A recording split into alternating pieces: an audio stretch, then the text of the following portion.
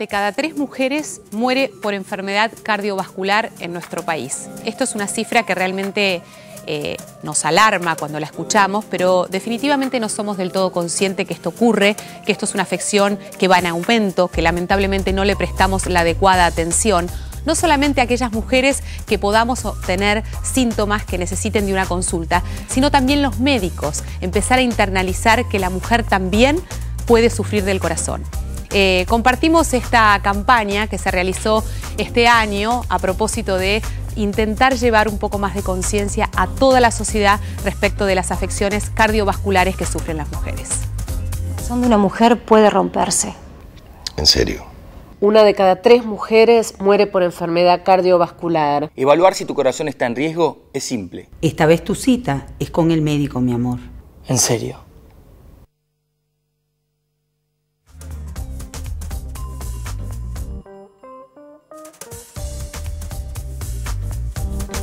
Y a mí me pareció bellísimo el hecho de poder relacionar el corazón con lo que naturalmente nosotros relacionamos a la mujer, que es con la angustia, con la tristeza, con la euforia, con la excitación, como si el corazón de la mujer solamente sufriera en ese sentido.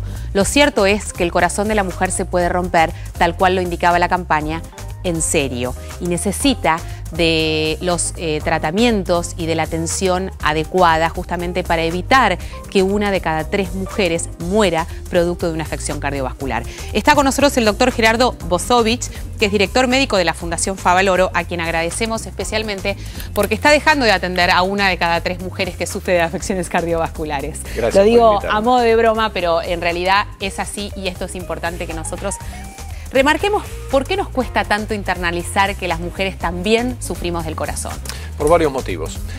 Uno es cultural. Las Sí. mujeres que hoy están en el pico de riesgo de enfermedad cardíaca crecieron en la década del 50 y del 60, donde el modelo social era la mujer jefa de hogar, la cuidadora del hogar y Sí. el ama de casa. En esa función vemos mucho en los consultorios de cardiología a la mujer compañera, acompañando a su pareja en su enfermedad cardíaca, pero no consultando ella. Es verdad. El segundo motivo es porque la enfermedad cardiovascular en la mujer, la enfermedad coronaria sobre todo, a veces se manifiesta con síntomas más raros que los del hombre, más difícil de catalogar y de identificar. ¿Cómo cuáles, por ejemplo? La mujer a veces tiene faltas de aire, sensaciones de falta de aire o palpitaciones o dolores atípicos, como comentaba el doctor hace un rato, Sí. acerca de puntadas, dolores que habitualmente no se asocian. Y encima, cuando uno utiliza métodos diagnósticos, que los hay muy buenos para la enfermedad coronaria, a veces es mucho más difícil precisar en una mujer que en un hombre si se trata realmente de un problema coronario o no. Y el tercer factor, y es un poco adverso para nuestra profesión, es que se ha visto que los cardiólogos durante mucho tiempo hemos tenido cierta tendencia a menospreciar los síntomas de la mujer.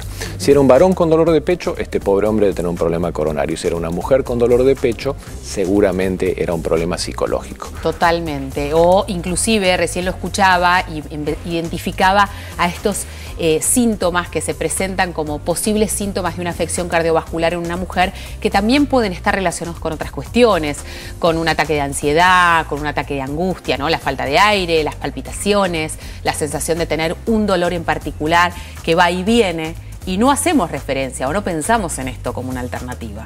No, la mujer consulta menos por problemas cardiovasculares, piensa mucho en los problemas ginecológicos, en el cáncer de cuello de útero y en el cáncer de mama, lo cual está muy bien, es un éxito de las campañas de salud pública. El objetivo ahora, de la mano de la campaña de la salud cardiovascular de la mujer, que participamos en Fundación Favaloro junto con muchas fuerzas vivas, el Ministerio de Salud, Fundación Cardiológica Argentina, etcétera, es que las mujeres también piensen en el corazón. Totalmente. Y los médicos también.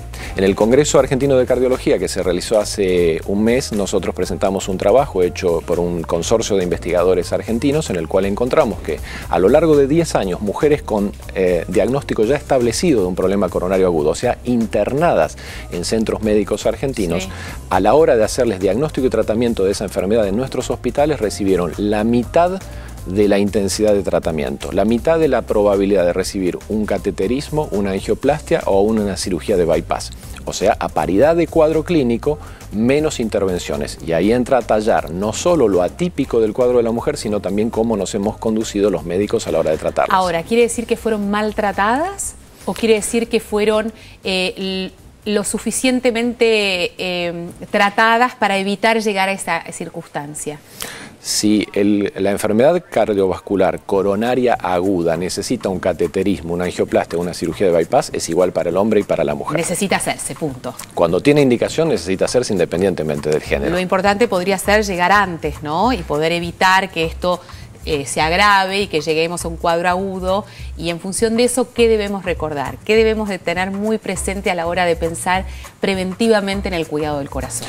La enfermedad cardiovascular, cuyas principales manifestaciones son el infarto de miocardio y el ataque cerebral, inician su riesgo desde que somos niños. Los niños ya tienen estrías de grasa en las arterias. Quiere decir que todos nosotros nos vamos a morir con aterosclerosis. El punto es tratar de no morirnos de aterosclerosis. La prevención se basa en el control de los llamados factores de riesgo. Se habló hace un rato de hipertensión arterial, que es el más importante para ataque cerebral y muy importante para ataque cardíaco. Tabaco, no fumar. Todavía en nuestro país, 1 de cada 4 adultos y a un poco más de jóvenes incluso fuma. Cada vez más las mujeres, o sea que esto se relaciona directamente con esto. Colesterol, el hábito de sedentarismo, la diabetes, que es terriblemente agresiva con las arterias de todo el organismo. El control de estos factores de riesgo hace que la enfermedad dilate su aparición o que quizás no aparezca nunca. Lo ideal es no llegar a tener los síntomas. Cuando aparecen los síntomas ya está avanzada la enfermedad. O sea que volver a los pilares básicos de la salud para todas las patologías y para todos los cuidados, que tienen que ver con no al sedentarismo, sí a una alimentación saludable, a evitar las grasas, a comer sanamente y a evitar el estrés lo más posible, porque esto también son características que la mujer ha incorporado en los últimos años. La mujer, al sumarse a par del hombre al mercado laboral sin abandonar sus deberes en el hogar, ha cargado con un nivel de estrés adicional importante. De todas maneras, el estrés no es un formador de enfermedad aterosclerótica, sino que es un gatillo. Los factores de riesgo son los que generan la enfermedad y el estrés obra como gatillo. De todas maneras, controlarlo en una sociedad contemporánea es difícil. Y los factores de riesgo, aunque suenen repetidos y hablemos tanto del control de la presión, del tabaco, etc., hay aspectos en los cuales no nos está yendo bien a las sociedades occidentales. Estamos ya sintiendo en nuestro país la epidemia de obesidad que se ha instalado con fuerza en otros países de Occidente. Lamentablemente estamos como perdiendo la batalla, aunque no nos rendimos en eso, obviamente, en este sentido. Son cada vez más los chicos obesos que vemos con sobrepeso inclusive y que lamentablemente si no son atendidos a tiempo o esto no se revierte, después van a tener enfermedades asociadas a esa obesidad, ¿no? Hace referencia a la diabetes, a los problemas cardíacos, en fin. Es una paradoja porque por un lado el tratamiento de las enfermedades coronarias y el ataque cerebral da cada vez mejores resultados, incluso con tratamientos mucho menos invasivos. En la Fundación, al igual que en el resto del mundo, cada año hacemos menos cirugías de bypass. Las personas andan bien con tratamientos con medicamentos o eventualmente con tratamientos menos invasivos. Que son efectivos. Que son muy efectivos. A veces incluso con tareas preventivas que uno no imaginaría. Por ejemplo, la vacunación antigripal le hace bien también al corazón. Sí, esto se comprobó ya, que efectivamente la vacuna antigripal ayuda a disminuir los riesgos cardíacos. Está comprobado y es una historia rica que nos toca de cerca porque la investigación original se hizo en la Argentina en la Fundación Favaloro. ¿Y por qué? La enfermedad aterosclerótica tiene un componente inflamatorio. El colesterol se oxida y se inflama dentro de las arterias y las arterias inflamadas o aún infectadas son aquellas más propensas a sufrir una formación de un coágulo que produce en última instancia un infarto o un ataque cerebral.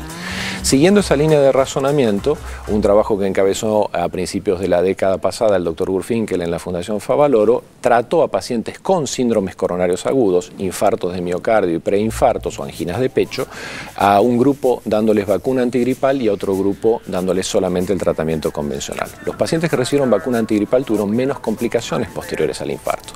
Esta investigación luego fue replicada y finalmente los institutos de salud de los Estados Unidos y la Organización Mundial de la Salud incorporaron la vacunación antigripal como una recomendación para todos los que tienen enfermedad coronaria y allí encastra con las campañas de vacunación nacionales y gratuitas del Ministerio de Salud y cerrando lo que uno llamaría un círculo virtuoso. Una investigación original hecha en la Argentina que hoy indirectamente se beneficia con una campaña nacional de vacunación. Y aparte se apoya teniendo los recursos suficientes para poder contar con esta vacunación en estos grupos de riesgo, como se dice, porque la vacuna antigripal, como sabemos e insistimos, y ahora sí tenemos una razón más para revalorizarla, se puede dar a aquellas personas que están dentro de estos grupos de riesgo de manera libre y gratuita, ¿no? Que son los menores de edad, los mayores y efectivamente aquellas personas que tienen una patología declarada y que necesitan. Incluyendo los enfermos cardíacos. Incluyendo ahora los enfermos cardíacos. Exacto. Para quedarnos con esto en la cabeza, ¿a qué le tenemos que prestar atención como mujeres y a qué cosas podemos relacionar como un cuadro cardíaco? A lo primero que le tienen que prestar atención a las mujeres es al almanaque. Las mujeres, mientras tienen ciclos fértiles... Me encanta. ¿Por qué? Dicho en un sentido estrictamente médico. A ver. Mientras las mujeres tienen ciclos fértiles, están relativamente más protegidas o menos vulnerables al ataque cardíaco y cerebral que los varones. Lo hormonal juega un papel fundamental. Juega un papel importante. De hecho, la única etapa de la vida en la cual el riesgo de los cánceres ginecológicos supera la enfermedad cardíaca como causa de muerte es en la edad media de la mujer. Cuando la mujer alcanza la menopausia, empieza a incrementar rápidamente su riesgo cardíaco y termina por empatar al hombre. Quiere decir que si un hombre en promedio, entre los que tratamos, requiere una cirugía de bypass o un cateterismo y una angioplastia a los 62, 63, la mujer lo necesita alrededor de los 68, 69 en promedio. Hay de todo. Entonces, la mujer no tiene que descuidarse porque cuando le llega la relativa pérdida de ese factor protector hormonal es donde tiene que prestar mucha atención al corazón y no dejarse estar. No porque su marido haya tenido un problema cardíaco a los 50 y pico, ella va a estar exenta a los 60 y tantos. Entonces ese es el primer factor, almanaque. El segundo, el resto de los factores de riesgo. Es el que no queríamos escuchar, pero bueno, a tenerlo en cuenta, fundamental. Nos toca a todos. Todas las enfermedades no transmisibles, entre ellas las cardíacas, tienen una relación con el tiempo, que no es lineal, sino que es exponencial. Quiere decir que a medida que pasa el tiempo, el riesgo se incrementa mucho más que de una manera proporcional. Claro. Y luego los factores de riesgo, como ya se han mencionado, diabetes, hipertensión, tabaco, colesterol fundamentalmente. Hay otros, pero tienen un peso mucho menor. Claro, saber que esto, si está presente, ya implica un riesgo latente para sufrir alguna afección cardiovascular. Exacto. Si los factores de riesgo se controlan a tiempo, la enfermedad va a existir de todas maneras, pero va a existir en una forma estable. En el mejor de los escenarios, una proporción muy pequeña de todos los que tenemos aterosclerosis en nuestras arterias tendremos un infarto de miocardio o un ataque cerebral. Por último, una mujer que se atiende por un ginecólogo, que tiene diabetes, pero que no va al clínico porque considera que su clínico es su ginecólogo, ¿debe tener como médico de cabecera también a un cardiólogo? No, que tenga un clínico es más que suficiente. Perfecto. La prevención de los factores de riesgo se puede hacer muy bien en muchos consultores, inclusive el de ginecología. Los ginecólogos pueden ser aliados formidables en las campañas de salud cardiovascular de la mujer, recordándoles la importancia de tener además un control de factores de riesgo, de la misma manera que yo en el consultorio siempre le pregunto a las pacientes si tienen al día sus controles ginecológicos. Está bien. Esto es interesante que lo diga porque si cuando uno le amplía mucho el espectro de médicos que tiene que visitar, ya inmediatamente hace así y dice no, tanto no puedo, no tengo tiempo, no llego. Y ahí empiezan los problemas porque al no llegar no aparece esta primera alarma o si es el ginecólogo o si es el clínico o el cardiólogo que puede asumir esta responsabilidad de decir, bueno, acá hay que actuar. Tiene razón la mujer en no querer ver muchos médicos. Hipócrates decía que el que tiene un médico tiene un médico y el que tiene muchos médicos no tiene ningún médico.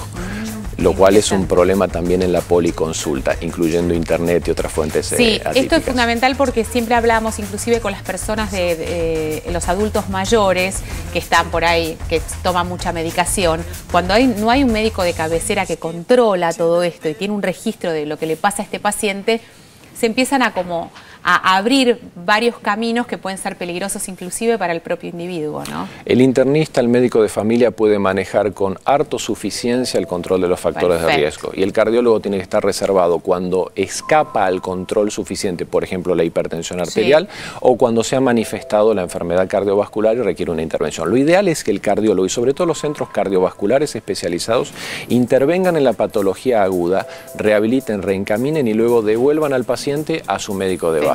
Gracias, doctor, por haber venido. Un placer, ¿eh? El placer Hacemos es mío. una pequeña pausa, después estaremos hablando de la medicina del viajero. Ya venimos.